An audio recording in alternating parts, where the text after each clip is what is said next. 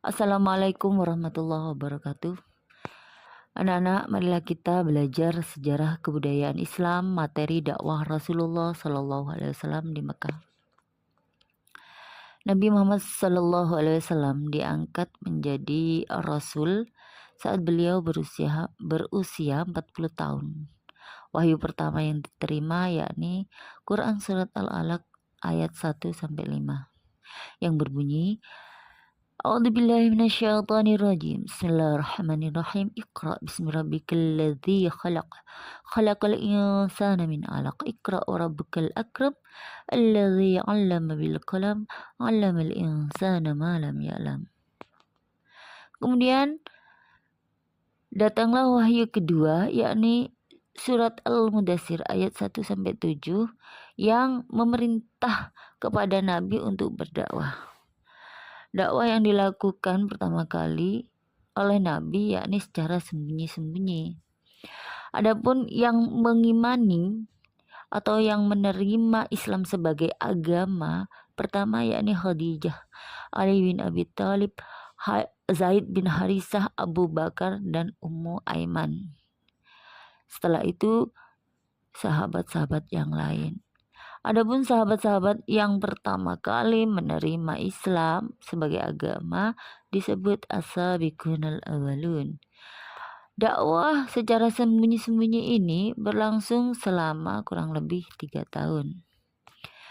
Selanjutnya turunlah ayat ke-94-95 surat Al-Hijr yang memerintahkan Nabi untuk berdakwah secara terang-terangan. Yang artinya, maka sampaikanlah Muhammad secara terang-terangan segala apa yang diperintahkan kepadamu dan berpalinglah dari orang musyrik. Sesungguhnya kami memelihara engkau Muhammad dari kejahatan orang yang memperolok-olokkan engkau. Selama berdakwah di Mekah terdapat beberapa peristiwa penting. Yang pertama, hijrah ke Habasah. Kedua, Amul Huzni. 3. Hijrah ke Taif. 4. Peristiwa Isra Mi'raj. Dan yang kelima, hijrah ke Yasrib. Adapun hijrah ke Habasah adalah perintah Nabi kepada para sahabat karena para sahabat atau pengikut Nabi sudah banyak diganggu, sudah sering diganggu oleh kaum kafir Quraisy. Mereka menyiksa para pengikut Nabi dengan begitu kejam.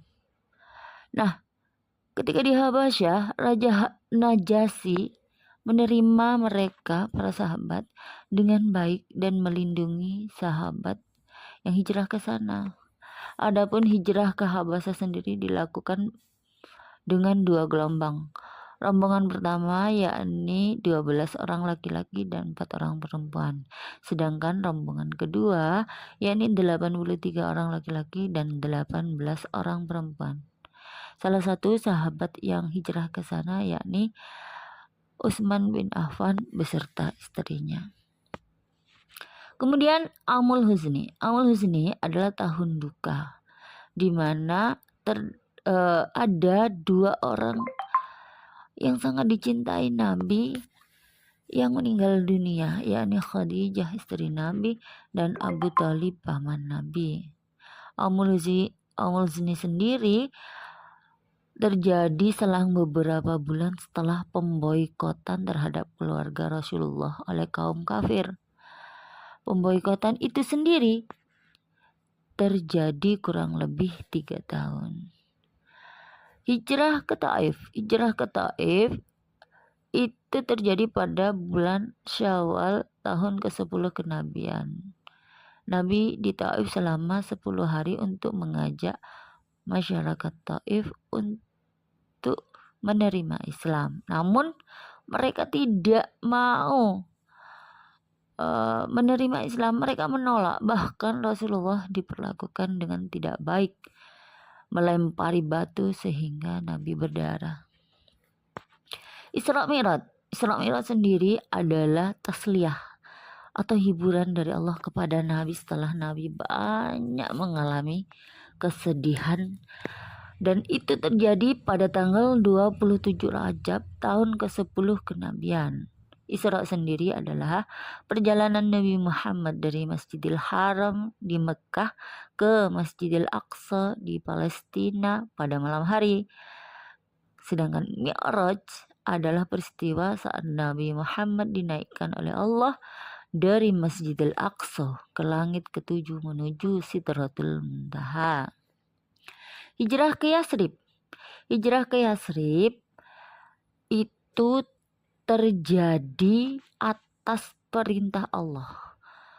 Dan pada tanggal 27 Safar tahun ke-14 kenabian. Namun awal mula Yasrib itu memeluk Islam, yakni bertemunya Nabi dengan 6 orang dari Bani Khazraj pada musim haji tahun ke-11 kenabian. Mereka sangat tertarik dengan Islam. Dan pada tahun selanjutnya, tahun ke-12 kenabian, bertambah lagi 12 orang. 5 diantaranya adalah orang yang pada tahun ke-11 kenabian itu.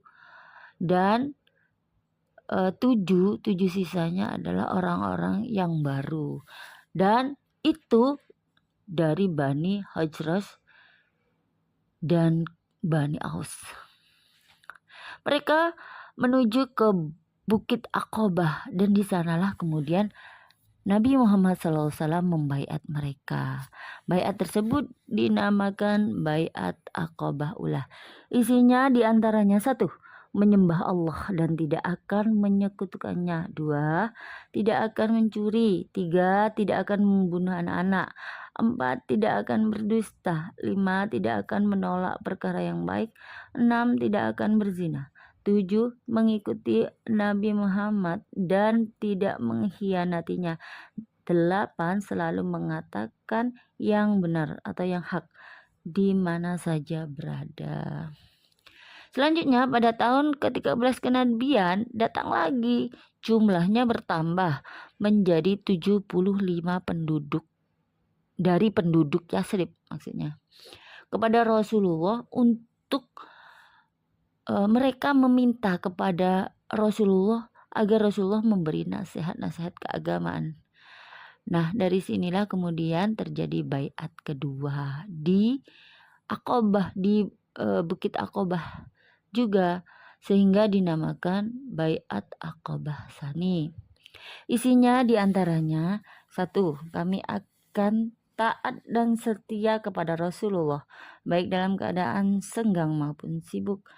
2, kami akan tetap berinfak baik dalam keadaan lapang maupun sempit. 3, kami akan tetap melakukan kebaikan dan mencegah kemungkaran. 4, kami akan tetap teguh membela kebenaran karena Allah tanpa takut dicela. 5, kami akan tetap membantu dan membela Rasulullah SAW sebagaimana membela diri sendiri dan keluarga. Nah, adapun hijrah Rasulullah, kembali kepada hijrah Rasulullah ke Yasrib yang terjadi pada tanggal 27 Safar tahun ke-14 kenabian, itu sangat sulit dilakukan oleh Nabi karena harus melintasi gurun pasir, kemudian belum kejaran dari orang-orang kafir Quraisy dan lain sebagainya. Nabi kemudian tiba di desa namanya Desa Quba saat hijrah itu. Desa Quba sendiri terletak 2 mil di selatan Madinah atau Yasrib. Nabi singgah di Quba dan mendirikan sebuah masjid pertama, yakni Masjid Quba. Memasuki Yasrib atau Madinah, Nabi terjadi pada tanggal 12 Rabiul Awalnya atau hari Jumat.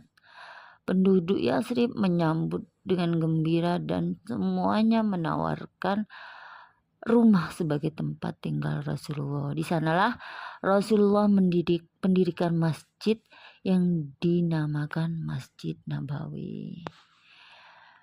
Sekian materi hari ini, semoga bisa dipahami dan semoga semuanya mendapat ilmu yang bermanfaat dari Allah. Amin.